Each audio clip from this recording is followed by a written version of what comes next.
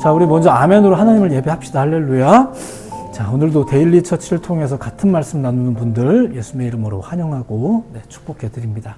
자, 2025년의 소망과 결단을 함께 같이 또 선포하겠습니다. 제가 선포하면 여러분들이 후창하면서 선포합니다. 믿음은 들음은 한 번만 더 크게 믿음은 들음은 아멘. 매주 구약의 인물들을 한 명씩 이제 소개해 드려야겠다라고 생각을 했는데 오늘은 이제 엘리야입니다. 지난주는 솔로몬이었고, 성경에서 특정한 인물을 이렇게 살피는 것은 그저 저들을 우리가 좀 뭐 닮아야 된다거나 뭐 꼭 알아야 된다거나 이런 맥락은 아닙니다. 저들의 이야기를 통해서 우리가 들어야 될 메시지가 있다라는 거죠. 그 메시지를 듣는 거예요. 그리고 그게 성경이 여러 인물을 계속 언급하는 진짜 이유입니다. 성경은 예수님 이외에 그 어떤 인물도 우리에게 거룩한 상으로 제시하신 적이 없습니다. 그러니까 우리가 굳이 그렇게 하지도 않은 상을 우리가 만들어서 나는 이분을 더 존경할게요, 이럴 필요는 없다는 얘기예요. 그리고 인간적인 측면에서 보자면 또 그렇습니다. 솔직히 말해서 지난주에 솔로몬 얘기했잖아요. 그리고 오늘은 또 엘리야 이야기할 건데, 이 사람들은 절대 객관적이거나 그 기준이 될 수 있는 존재들이 아니에요. 과하죠. 모든 게 너무 과한 사람들이에요. 그러니까 우리가 모범으로 삼기에는 좀 쉽지는 않습니다. 물론 예수님도 마찬가지긴 해요. 그러니까 어떤 식으로든 그들은 우리 일반적인 성도들에게는 이제 과한 존재입니다. 그럼에도 불구하고 우리가 저들을 보는 이유가 바로 그 메시지 때문이라고. 자, 그게 성경의 의도입니다. 자, 그래서 오늘도 우리가 굉장히 대단했던 엘리야를 좀 볼까 합니다. 자, 우리나라의 경우에 그 이름을 지을 때 제가 보기에는 그 이름에 그 바람이 담기는 경우가 좀 일반적인 것 같습니다. 바람. 이랬으면 좋겠다, 저랬으면 좋겠다, 뭐, 이런 사람이 되라, 뭐, 이런 거죠. 그런 바람을 가지고 부모가 자녀의 이름을 지어주기도 하고, 자기가 자기 이름을 짓기도 하고, 이렇게 합니다. 성경시대에도 비슷하긴 했습니다. 그런데 성경의 이야기 속에서는 그 이름을 다루는 방식에 있어서 조금은 달랐던 게 뭐냐면, 어떤 바램에 집중하기보다 과연 그 바람과 그 삶이 일치하느냐, 이게 더 성경에서는 중요한 관점이었습니다. 그 이름의 의미와 그 이름을 가진 사람의 삶이 일치하는가 안 그런가, 뭐 이런 것들이 중요했죠. 성경의 인물 중에서 이름과 삶이 지나칠 정도로 일치했던 대표적인 예가 바로 이 엘리야라는 거예요. 그 이름이 가진 뜻이 뭐냐면은 나의 하나님은 여호와이시다라는 뜻입니다. 보통 이렇게 좋은 이름들 많긴 많은데 제가 약간 좀 우스꽝스럽게 과도하다라고 표현했던 것은 엘리야가 너무나도 명확하게 이 이름에 합당하게 살았기 때문에 그런 겁니다. 그는 그 유명한 아합과 이세벨이 통치하던 북이스라엘 고시대 그 아합과 이세벨이 그 어마어마하게 유명한 악한 사람들입니다. 근데 그 시대에 바알 숭배가 또 이제 북이스라엘을 이게 막 잠식하고 만연했던 그 시대에 마치 그 자기 이름이 가진 뜻처럼 여호와만이 참 하나님이심을 목숨 걸고 증거했던 사람이 이 엘리야라는 사람이에요. 그의 별명도 심지어는 여호와의 선지자였었습니다. 뭐 이 외에도 그의 별명이 몇 개가 더 있었는데 대표적으로는 이런 겁니다. 근데 이게 성경 시대 때 그런 별명이 있었다는 얘기는 아니고 후대 사람들이 보면서 이제 지어준 이름이 별명인 거예요. 대표적인 건 여러분들도 아마 들어보셨겠지만 불의 선지자. 왜 이런 별명이 붙었는지는 아마 아실 거라고 생각합니다. 오늘 본문 바로 앞에 갈멜살 사건이 있었거든요. 그러니까 기도하다가 불 떨어진 이런 사건들이 있었습니다. 그리고 그 아하시아 왕이 보낸 군대 50명과 그들의 지휘관들에게 불을 내려서 태워서 뭐 죽는 사건들도 또 있었죠. 그리고 엘리야는 심지어 이제 죽음을 보지 않고 승천했대요. 근데 그때 승천할 때도 불마차 타고 승천했다고 합니다. 이런 전설 같은 이야기가. 이런 일련의 이야기들을 통해서 그에게 붙은 별명이 이제 불의 선지자, 이런 표현들이 있어요. 자, 이외에도 뭐 사르밧 과부의 그 어려움을 해결해 준 문제, 또 그의 죽은 아이를 살린 문제, 뭐 이런 얘기들, 또 그리고 앞서 있었던 갈멜산의 기적들, 이런 걸 통해서 이적과 기적의 선지자, 이런 별명도 있었고요. 그 엘리야의 제자, 다음 주에 나눌 이야기인데 엘리사라는 사람이 엘리야가 승천할 때 외쳤던 말이 있어요. 아, 저 한 사람이 이스라엘의 군대보다 더 강력하다. 뭐 이런 외침이 있었는데 그것 때문에 이스라엘의 병거와 마병이라는 별명도 있었습니다. 자, 어쨌거나 그의 이름이나 그의 별명, 굉장히 뭔가 다 이렇게 위대해 보이는 그런 모든 별명처럼 그에게는 굉장히 큰 능력들이 있었던 것 같은데 사실 그 출처는 우리가 다 알고 있습니다. 그 출처는 단연 하나님이십니다. 예, 믿으실 줄로 믿습니다. 자, 근데 그 하나님의 능력이 어떻게 그의 삶에서 실현이 되었는가? 이게 오늘 보려는 내용이에요. 기도입니다, 기도. 자, 이제 기도에 대한 내용이에요. 실제로 그게 또 그 사람의 별명이기도 했었습니다. 기도의 선지자, 이런 기도의 사람. 신약 성경 야고보서라는 책에 보면은 야고보서 기자가 엘리야에 대해서 이런 말을 한 적이 있습니다. 한번 들어만 보세요. 엘리야는 우리와 성정이 같은 사람이로되 그가 비가 오지 않기를 간절히 기도한즉 3년 6개월 동안 땅에 비가 오지 아니하고 다시 기도하니 하늘에 비를 주고 땅이 열매를 맺었느니라. 그러니까 야고보서의 설명에 따르면 엘리야는 기도를 통해서 그 하나님의 어떤 응답과 능력을 받았다. 이 얘기를 설명하고 있는 거죠. 자, 이런 이야기는 자, 일단 기도에 대한 얘기입니다. 전반적으로. 근데 이건 기도 행위에 대한 이야기를 말하려는 건 아니에요. 잘 생각해 보면 그의 모든 기도의 능력은 그의 이름처럼 한 가지 사실에서 비롯된 것이었습니다. 그러니까 그의 이름의 뜻이 이거였죠. 나의 하나님은 여호와이시다. 그러니까 그 믿음이 있기 때문에 기도를 하는 것이었고 기도의 능력이 있었던 거지 기도의 행위라든가 기도라는 별도의 매개에 대한 설명을 하는 게 아니에요. 괜히 복잡한가요?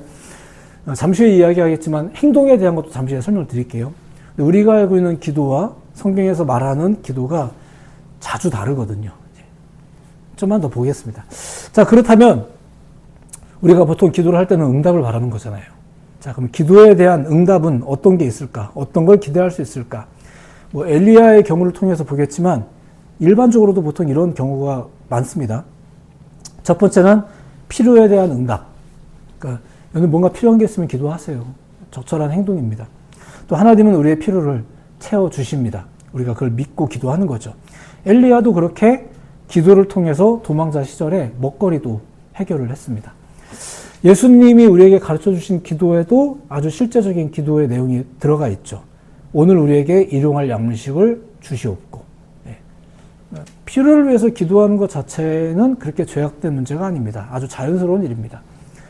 오히려 왜 그것도 안 합니까? 그러니까 그렇게 말할 만큼 필요에 의한 응답으로서 이제 기도가 있습니다. 자, 두 번째는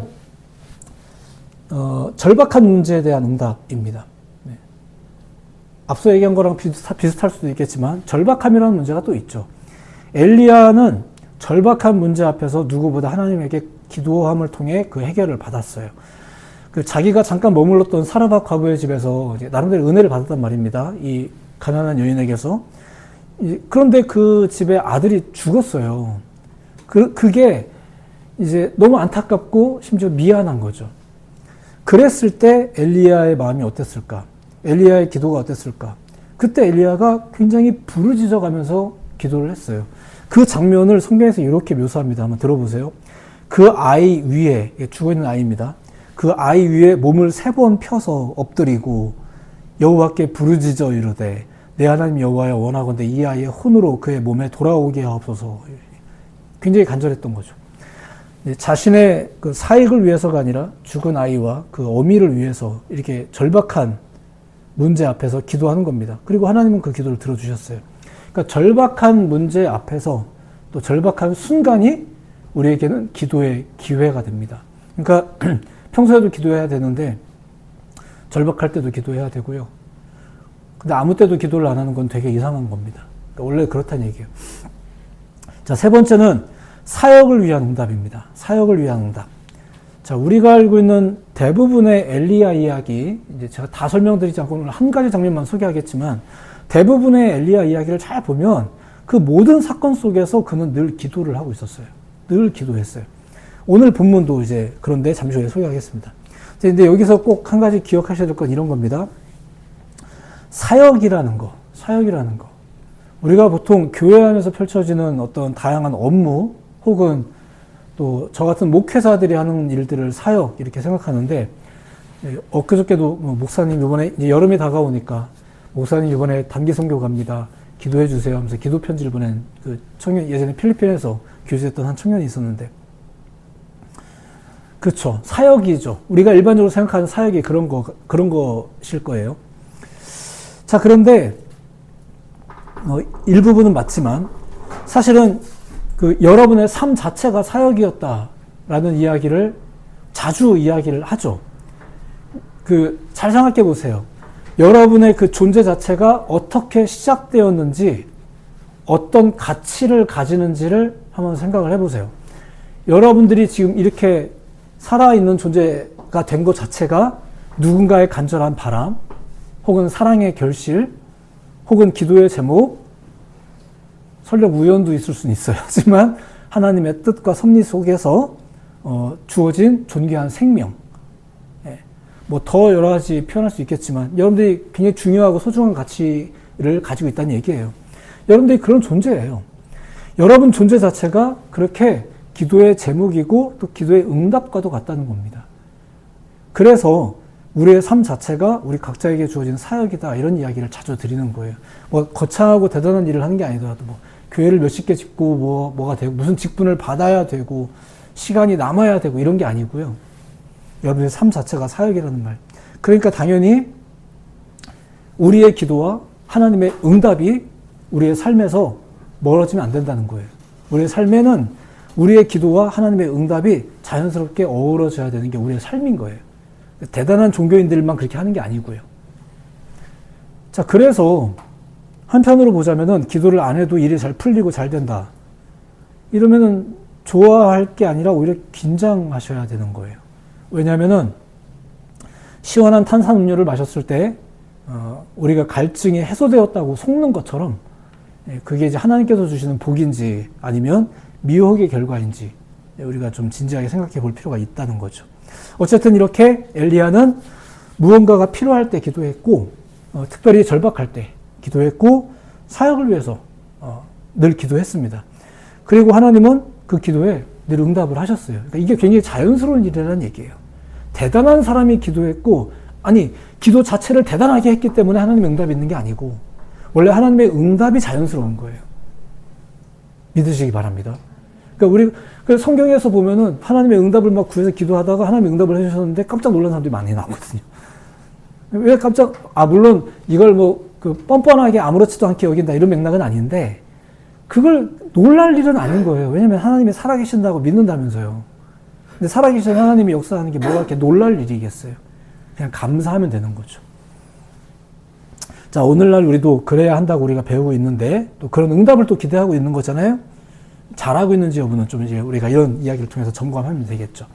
자, 그렇다면 역시나 우리의 과제는 또 이런 고민일 겁니다. 그럼 우리가 어떻게 기도해야 된단 말인가? 이런 것들. 기왕이면 역시나 이제 엘리야를 통해서 기도 방식을 좀 보도록 하겠습니다. 우리가 사실은 기도는 이렇게 해야 된다 이런 거 많이 배우긴 해요. 근데 다 가치가 있다고 생각합니다. 오늘 엘리야를 통해서만 좀 몇 가지 보겠습니다. 자, 갈멜산에서 기도 대결을 한 이후에 사실 이 사건 자체가 그 기도에 대해서는 더 유명하게 알려져 있는 것 같아요. 그죠? 막 기도했더니 불 떨어졌다고 막 이러니까. 그리고 1대 850으로 뭐 싸웠다 이런 얘기를 우리가 워낙 많이 듣잖아요. 그래서 갈멜산 사건이 오히려 더 기도와 직접적으로 관련된 이야기라고 우리가 좀 생각을 하는데, 오늘 본문은 그 다음 사건이에요. 제가 그 다음 사건을 오늘의 텍스트로 삼아서 소개해 드리는 겁니다. 3년 6개월간의 극심한 가뭄이 있었거든요. 근데 이것이 마침내 끝나고 비가 내릴 것이다 라는 예언을 지금 하는 장면입니다. 자, 이 장면인데 이걸 잘 보세요. 이 예언을 잘 보시면 굉장히 황당합니다. 자, 그걸 좀 구체적으로 보겠습니다. 첫 번째, 엘리야가 했던 기도는 이런 식의 기도입니다. 응답을 선포하는 기도라는 게 있어요. 이제 이거 그냥 말을 만든 거니까 뭐 대단하게 생각하지 않으셔도 돼요. 근데 그 응답을 선포하는 기도, 뭐 믿음의 기도라고 해도 되고 뭐라고 해도 상관없어요. 근데 그 응답을 선포하는 기도, 쉽게 말해서 하나님이 들어주실 것을 믿는다라고 선포하는 기도가 있다는 거예요. 그런 기도가 있어요. 예수님도 죽어서 무덤에 이제 심지어 누워 있기까지 했던 나사로를 살리실 때 뭐라고 기도했는지 혹시 아시는 분 계시죠? 들려드리겠습니다. 돌을 옮겨 놓으니 예수께서 눈을 들어 우러러 보시고 이르시되 아버지여 내 말을 들으신 것을 감사하나이다. 이렇게 기도하셨거든요. 자, 아직 눈앞에는 나사로가 죽어서 이렇게 누워 있어요. 근데 내 말 들으신 것을 감사하나이다. 이렇게 기도하셨어요. 자, 이런 게 응답을 선포하는 기도예요. 믿음의 기도, 뭐라고 불렀든 그런 기도입니다. 엘리야의 기도가 그랬거든요. 그의 기도는 마치 응답받는 것 외에는 다른 대안을 내가 생각해 본 적이 없다. 그런 기도, 그런 사역, 그런 결단들이 사실 우리의 삶 가운데 필요할 때가 있어요. 자랑 삼아서 얘기한 건 아니지만 몇 번 저희가 필리핀 갈 때도 얘기했듯이 저에게 주신 응답이 있고, 근데 저희가 그 앞에서 고민할 때 저희가 제일 많이 했던 고민이 아니군요. 제일 많이 했던 결정은 그거였었어요. 돌아갈 곳을 만들지 말자. 이건 그냥 저희가 생각한 거죠.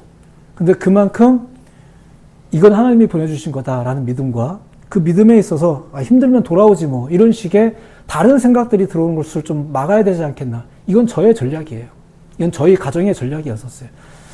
그런 걸 말하는 거예요. 약간 억지스럽죠. 그렇습니다. 엘리야의 기도가 그렇게 억지스러웠습니다. 그런 억지스러운 기도를 할 줄 아는 사람이 엘리야였었습니다. 다른 대안을 생각하지 않는, 이런 경우 저런 경우를 가늠하느라 이러지도 못하고 저러지도 못하는 기도가 아닌, 선포하고 외치는 기도.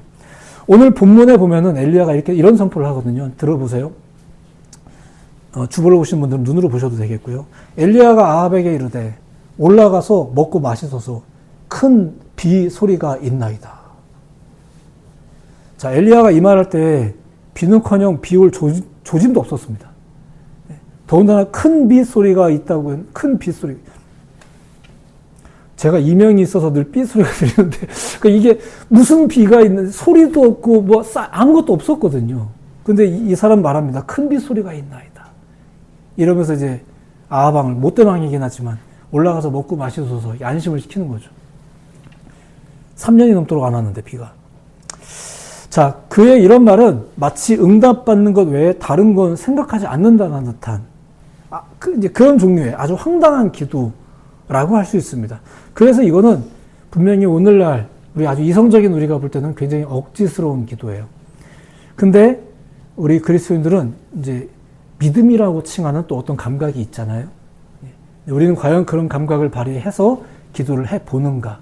우리는 과연 억지스러운 기도를 이성적인 기도라도 해보는가? 이제 이런 얘기들을 많이 가늠해 볼 수 있겠죠. 자, 어쨌거나 그의 기도는 이런 기도였었습니다. 선포하는 기도. 선포하는 기도. 응답을 선포하는 기도. 자, 두 번째는 온 힘을 다해 부르짖는 기도였었습니다. 자, 엘리야의 기도는 온 힘을 다해 부르짖는 기도였다. 42절 한번 보세요. 아합이 먹고 마시러 올라가니라. 엘리야 말 들은 거죠. 근데 엘리야가 갈멜산 꼭대기로 올라가서 땅에 꿇어 엎드려 그의 얼굴을 무릎 사이에 넣고, 자, 요 장면. 조금 황당한 선포를 해버리고 나서는 이제 기도하기 시작하는 거예요. 무릎 사이에 얼굴을 파묻는 행위가 이 간절함을 나타내는 행동입니다. 근데 이게 재밌는 게 뭐냐면 그 앞에 갈멜산 사건이 있었다고 했잖아요. 그 사건 때도 엘리야는 이렇게 기도 안 했어요. 근데 지금 요때는 이렇게 간절하게 기도를 하고 있네요. 자, 좀 더 보도록 하겠습니다. 자, 세 번째. 그럼 그의 기도는 어떤 기도였을까? 세 번째는 이런 겁니다. 응답할 때까지 멈추지 않는 기도였었어요. 그게 또 무슨 억지스러운, 그러니까 우리 좀 억지스럽게 살아봤냐 이거죠. 굉장히 중요한 문제인데. 옛날에 우리 믿음의 선배님들은 10년, 20년씩 기도하는 건 일도 아니다. 이렇게 할 정도로 오랫동안 기도하고 자녀를 위해서도, 결혼 상대를 위해서도, 내 꿈을 위해서, 하나님의 뜻을 위해서 10수년씩 기도하는 건 일도 아니다. 이러면서 기도했거든요. 응답될 때까지 하는 기도. 자, 이어지는 말씀도 한번 이제 들어보십시오. 43절과 4절인데, 그의 사환에게 이르되 올라가 바다 쪽을 바라보라. 그가 사환이 올라가서 보는 거예요. 바라보고 말하되 아무것도 없나이다. 자, 이르되 7번까지 다시 가라. 7번째 이르러서는 그가 말하되 바다에서 사람의 손바닥만한 작은 구름이 일어나나이다. 이르되 올라가 아합에게 이르기를 비에 막히지 아니하도록 마차를 갖추고 내려가소서 하라 하니라. 7번까지 가서 비가 오나 안 오나 징조를 살피라고 말하거든요. 아무런 사인이 없는 상태에서 엘리야는 지금 7번을 무릎 사이에 얼굴로 파묻는 거예요. 그게 멈추지 않는 기도예요. 뭔가 우리도 기도할 때 그러잖아요. 조짐이 있어야 기도할 맛도 나고. 그렇죠? 우리 그런 얘기 하잖아요. 하다못해 누군가가 옆에서 같이라도 기도해줘야 조금 더 힘을 낼 수 있다. 우리는 항상 기도에 대한 우리의 생각은 이런 식이잖아요. 어떻게든 도와달라, 뭔가 사인이라도 달라, 뭐 감정이라도 일어나야지, 하다못해 음악이라도 잘 깔아줘야 기도가 되지. 우리는 온갖 이런 생각들을 하는데 아무 사인이 없어요. 뭐 혼자서 뭐 삐 무슨 소리가 들린다고는 하는데 이런 상황에서 이 사람은 지금 기도하는 거예요. 계속 기도. 그게 지금 계속 응답될 때까지 멈추지 않는 기도. 우리는 그런 기도를 해보나요? 어떻게 이렇게 연속적인 기도가 가능했을까? 간절해서겠죠. 이번 건이 커서? 이번 건은 좀 기도를 해야 되겠다? 우리도 보통 그렇게 하는 게 많이 있는데. 하나님을 믿으면 그런 기도를 하는 거죠. 사실은 그게 더 본질입니다. 따지고 보면 기도가 우리의 몫이라서가 아니라 응답이 하나님의 몫인 것처럼, 응답이 하나님의 몫인 것처럼 그걸 믿는 사람으로서 하는 게 기도인 거예요. 그러니까 기도는 안 할 수가 없는 거죠. 왜 안 하냐라고 타락받을 문제는 아니지만 기도를 안 하는 게 되게 이상한 일이라는 거예요. 원래는. 기도 행위에 대한 익숙함과 기도에 대한 과제인식이 아니라 하나님을 믿는다면, 그러니까 기도하면 응답받는다라는 내 믿음, 이게 중요한 게 아니라 응답을 안 하실 수 없는 하나님이라는 것을 믿는다면 어떻게 기도를 안 할 수 있을까? 그러니까 그에게는 그 믿음이 있는 거죠. 그러니까 기도 자체가 과제와 목적과 이런 게 아니라는 거예요. 근데 오늘날에 많이 그렇게 생각되는 경우가 좀 있는데 그렇지 않습니다. 기도는 그런 게 아닙니다. 호흡이라고 하잖아요. 이건 적절한 것 같습니다. 호흡은 안 했을 때 남한테 미안하거나 이러지 않잖아요. 내가 죽는 거지. 그러니까 이제 기도는 기도에 대한 인식을 우리가 바꾸는 건 중요한 문제인 것 같습니다. 자, 여기까지의 이야기를 통해서 정리해보자면 이렇습니다. 앞으로 소개해드리는 사람들도 마찬가지겠지만 기본적으로 하나님의 사람들은 다 기도의 사람들입니다. 우리가 그 점은 먼저 꼭 기억하셨으면 좋겠고요. 근데 오늘 우리가 본 사람은 엘리야니까 이 엘리야를 통한 이야기만 정리를 해보자면 이렇습니다. 첫 번째는 그는 전적으로 하나님을 나타내는 사람이었어요. 어려운 시대에 더욱 명확하게 하나님을 드러낸 선지자였기에 이제 엘리야가 특별한 거겠죠. 그리고 그런 시대에 기도를 했기 때문에 그 기도가 특별한 거지, 엘리야라는 사람이 한 기도니까 특별한 건 아니에요. 여러분들의 기도도 위대합니다.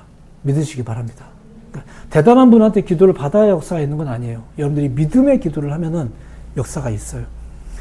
그리고 그렇게 하나님을 나타내는, 하나님을 믿었던 엘리야는 두 번째, 전적으로 기도하는 사람이었다라는 게 오늘의 큰 카테고리입니다. 하나님을 정말로 믿었기에 기도하는 사람이었다는 것도 분명한 사실이죠. 그러니까 이거는 상관성이 깊어요. 과제의 문제가 아니에요. 자연스러움의 문제예요. 여러분들이 아무리 아닌 척 하려고 해도 너 누구 집안 아들이지 이러면 이게 티가 나는 것처럼 하나님의 자녀이지라고 했을 때 우리 가운데 자연스럽게 일어나는 티가 있어요. 그게 기도예요. 그러니까 기도는 사실 과제이지 않습니다. 왜 기도 안 했냐라고 타박받을 문제가 아니에요. 자연스러운 문제예요. 다만 앞서 잠깐 언급했지만 기도 행위의 문제와 기도의 문제는 좀 차이가 있습니다. 자, 세 번째. 이제 이게 오늘 이야기의 중요한 부분이겠죠. 그의 기도는 굉장히 공격적이었다는 거예요. 엘리야는 공격적인 기도의 사람이었습니다. 사실 정말로 믿는다면 그 믿음의 기도는 무조건 공격적이 돼요. 그럴 수밖에 없어요. 할 수 있거든 이런 식으로 얘기하지 않는 거죠. 믿음이 있다면 그렇다는 얘기예요. 할 수 있으시면 시간 되시면 이게 이렇게 되지 않아요. 기도가. 자, 설명이 길어지면 안 되는데 아까 잠깐 언급했던 거, 오늘 본문 앞에 엘리야가 그 갈멜산에서 이교도 제사장들과 기도 대결이 있었다 이런 얘기 잠깐 했잖아요. 그때 이교도 제사장들이 온갖 짓을 다 해가면서 자기들의 신이 응답해 주길 바랬는데 아무 일이 안 일어났습니다.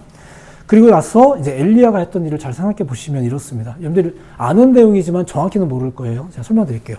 엘리야가 했던 건 첫 번째 이겁니다. 백성들을 이렇게 모았어요. 백성들 모읍니다. 그리고 곡식 제단을 쌓게 했습니다. 곡식을 가지고 제단을 쌓다. 이거 소제죠, 소제. 소제입니다. 식물로 제사하는 거. 그리고 그 위에 막 물을 뿌리라고 했어요. 그리고서 이제 기도를 하는데 들어보십시오. 저녁 소재 드릴 때, 맞죠? 소재? 선지자 엘리야가 나아가서 말하되 아브라함과 이삭과 이스라엘의 하나님 여호와여, 주께서 이스라엘 중에서 하나님이신 것과 내가 주의 종인 것과 내가 주의 말씀대로 이 모든 일을 행하는 것을 오늘 알게 하옵소서. 자, 이러면서 하늘에서 불 떨어졌다, 이런 얘기가 우리가 알고 있는 그 내용이에요. 근데 그래서 그 실제로 표현이 기도의 표현이죠. 여호와여, 주께서 이스라엘 중에서 뭐하면 하옵소서, 이렇게. 근데 잘 보세요. 이게 사실은 제사입니다, 제사. 소재 드릴 때에 선지자 엘리야가 나아가서 말하되라고 나와요. 기도하되가 아니라 말하되. 지금은 이게 제사의 한 형태고요. 성경도 그렇게 표현하고 있죠. 소재 드릴 때에 이르러 선지자 엘리야가 말하되. 이건 앞에 나와서 목회자가 말씀 전하되입니다. 최대한 양보하자면 대표 기도를 하되예요. 그렇죠. 그러니까 우리가 알고 있는 것처럼 엄청나고 세게 간절하게 막 무릎 꿇고 뭐 어떻게 어쩌고 저쩌고 해갖고 기도해서 불 떨어졌다가 아니고, 잘 보시면 오히려 말씀 선포 같은데요. 그 최대한 양보하면 회중 기도 같은데요. 대표 기도 같은데요. 예, 그런 상황이란 얘기예요. 그런 상황에서 우리가 알고 있는 그 불 떨어짐의 사건이 있었던 거예요. 기도가 우리가 알고 있는 기도랑은 조금 다르죠. 그런데도 불구하고 그의 기도에 대해서 우리가 부여하는 가치는 이렇단 얘기예요. 공격적이었다라는 것. 굉장히 강조하고 굉장히 공격적이었고 또한 선포하는 기도였다는 것. 실제로 그 사건 자체가 선포하는 말이었었습니다. 그가 말하되 였었습니다. 그리고 그것은 따로 우리가 알고 있는 기도 행위와는 조금 달라 보이는 거죠. 오히려 말씀 선포와 좀 더 비슷해 보이기도 합니다. 자, 어쨌거나 그렇게 생각하고 보면 많은 전도자들도 무엇보다도 예수님도 이제 그랬다는 거예요. 귀신 들린 아이를 고치실 때 기도 외에는 이런 역사가 유할 수 없다라고 예수님 말씀하셨는데, 그 이야기 속에서 예수님이 기도를 하던가요? 그거 없었어요. 기도 행위가 없어요. 선포는 있었어요. 귀신아 물러가라, 나가라. 선포가 있었죠. 그리고 그 앞에 가서 언제부터 이렇게 됐냐라는 문제 파악도 있었고요. 그런 것들. 그리고 이미 그 앞에 갔을 때 귀신이 먼저 예수님을 알아보고 떨었어요. 이게 기도한 사람의 능력입니다. 여러분들이 얼마나 대단하게 기도했느냐 중요하지 않습니다. 우리 안에 그 믿음을 가지고 우리가 기도하는 사람이라면 우리보다 마귀가 먼저 눈치챌 겁니다. 내가 직면하는 어려움이 먼저 나를 보고 떨 겁니다. 우리 가운데 그 억지와 그 믿음이 있다면 그 믿음을 발휘해 보시는 거죠. 이성적으로 용납이 될 때, 내 스스로 그럴 때만 기도하는 게 아니고요. 자, 오늘 본문 이후에도 보면 이렇습니다. 엘리야가 이렇게 갈멜산에서도 이런 대단한 사건이 있었고, 오늘 이렇게 얘기한다면 실제로 비까지 와요. 이런 엄청난 일이 있었는데도 불구하고, 그때 이교도 제사장들이 다 죽는 문제 때문에 여왕 이세벨이 화가 나가지고 엘리야를 쫓기 시작합니다. 그때 엘리야가 이세벨에게 쫓기면서 굉장히 투덜거렸거든요. 그때 했던 기도가 또 있어요. 한번 들어보세요. 그가 이 형편을 보고 일어나 자기의 생명을 위해 도망하여 유다에 속한 브엘세바에 이르러 자기의 사환을 그곳에 머물게 하고, 자기 자신은 광야로 들어가 하룻길쯤 가서 한 로뎀 나무 아래에 앉아서 자기가 죽기를 원하여 이르되 여호와여 넉넉하오니 지금 내 생명을 거두시옵소서. 나는 내 조상들보다 낫지 못하나이다. 보세요. 투덜거려도 기도하잖아요. 그러니까 원망을 할지언정, 기도에서 응답이 있을지언정, 기도에서 전혀 이상한 일이 벌어질지언정, 보세요. 계속 기도하잖아요. 그러니까 하나님을 떠나지 않는 거예요. 그게 능력인 거지, 기도 행위가 능력일 수는 없다라는 거예요. 기도를 안 하는 사람이 아닌 거죠. 그러니까 그래서 오늘날도 우리도 과제를 삼는 건 그거예요. 여러분, 기도 열심히 하세요. 제가 이 설교를 이렇게 마무리할 수가 없는 거예요. 왜냐하면 기도 행위가 과제가 아니기 때문에. 우리에게는 오히려 믿음이 필요한 거예요. 과연 하나님은 나를 사랑하시는구나라는 믿음. 나는 존귀하게 지어진 존재구나. 우리 가정에서든 하나님 앞에서든 난 존귀한 존재이구나. 나는 하나님을 믿는 존재이구나. 나는 정말 하나님을 믿는가? 여기에서부터 확인이 된다면 기도요? 저절로 하지 않을까요? 간절하게 하든 평상시에 하든 하지 않겠습니까? 그리고 기도와 응답은 굉장히 자연스러운 일입니다. 굉장히 자연스러운 일이에요. 하나님이 살아계신 게 놀랄만한 일이 아니란 얘기예요. 그리고 그렇게 당연하다고 믿으면 기도는 공격적이 됩니다. 엘리야의 기도가 그랬습니다. 그리고 좀 전에 이야기한 이 이야기, 실망스러웠을지라도 이게 뭡니까? 라고 원망스러웠을지라도 하나님에 대해서는 확신이 있잖아요. 그러면 기도를 하는 거예요. 그 앞에서 투덜투덜 할지언정 괜찮아요. 그리고 그것을 가장 잘 보여준 사람이 이제 엘리야였다라고 오늘 소개를 해드리는 것입니다. 기도에 대한 이야기는 워낙 많은 사람들을 통해서 우리가 또 보고 조명해 볼 수 있을 것이라 생각합니다. 오늘은 우리가 엘리야를 통해서 특정한 기도의 양상을 보았습니다. 새로운 한 주가 또 이제 시작이 됩니다. 여러분들이 알고 있는 기도에 대한 여러 가지 상이 있겠지만, 꾸준한 기도 뭐 다 있겠지만 엘리야의 기도를 생각하는 한 주가 되셨으면 좋겠습니다. 공격적이셨으면 좋겠습니다. 아유, 저는 부족해서. 언제는 든든하셨어요. 그러니까 그런 생각하지 마시고 하나님이 위대하시니까, 하나님이 전능하시니까 기도를 해버리는 거죠. 억지스럽다라고 생각할 수도 있어요. 그럴 수 있겠죠. 근데 우리가 언제 한번 그렇게 억지스러워 봤냐 이거예요. 그러니까 좀 억지스러워 봤으면 좋겠어요. 이런 말씀이 선포된 이번 주만이라도 다시 한번 엘리야의 기도를 생각해 보면서 나도 한번 믿음의 선포를 해보자. 잘 될 거야. 잘 해결될 거야. 하나님 도와주실 거야. 주님 도와주십시오. 안 도와주시면 내가 또 안 믿을 텐데 이러면서 이제 기도해 보십시오. 굉장히 중요합니다. 근데 우리는 너무 교양이 넘치죠. 하나님 앞에서 그렇게 교양 넘쳐서 좋을 게 별로 많지는 않습니다. 하나님 앞에서는 매달리는 게 좋습니다. 과감하게 믿음의 기도로, 선포의 기도로, 그 누구보다도 자기 자신을 향해서 넌 도대체 왜 이렇게 못 믿냐 이러면서 자기 자신을 향해서 선포하는 과감한 기도가 이 시대에 필요하지 않을까 생각합니다. 생각해 보세요. 다시 말씀드리지만 우리가 언제 한번 그렇게 과감했던 적이 있는지, 이러면서 새로운 한 주도 우리가 한번 좀 고민해보고 질문해보면서 기도하시는 여러분들의 새로운 한 주가 되시기를 예수님의 이름으로 축복하며 또 응원해 드립니다. 기도하겠습니다.